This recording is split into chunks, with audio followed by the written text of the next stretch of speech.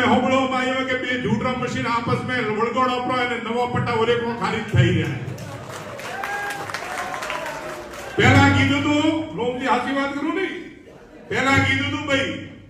કે ચોરી થાય તો મોટરસાઇકલ મારે ઘરેથી લઈ જાજો મોટરસાઇકલ તો કહો સા હવે તો મન કરે ઘરમાંથી ઉછળતા જવા હાલું અને મારે ઘરે લઈ આવીને કૂકે કે સાહેબ લાલના દરવાજાથી આયા અને લઈ ગયા તો મને જવાબ કહો દે ઘરે ધારીઓ રાખવો તો ઘરે ધારિયા વાળો તો એક ઉડે કુટણ ઉગારી જેલ જવું પડશે પણ ઉગારી પડે નડી રહી है और विधानसभा में अपना एमएलए साहब कहूं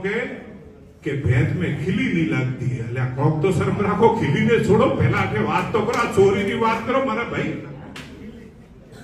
ખીલી नहीं लगती ખીલીને નહીં યાર કહો લાગે વળગે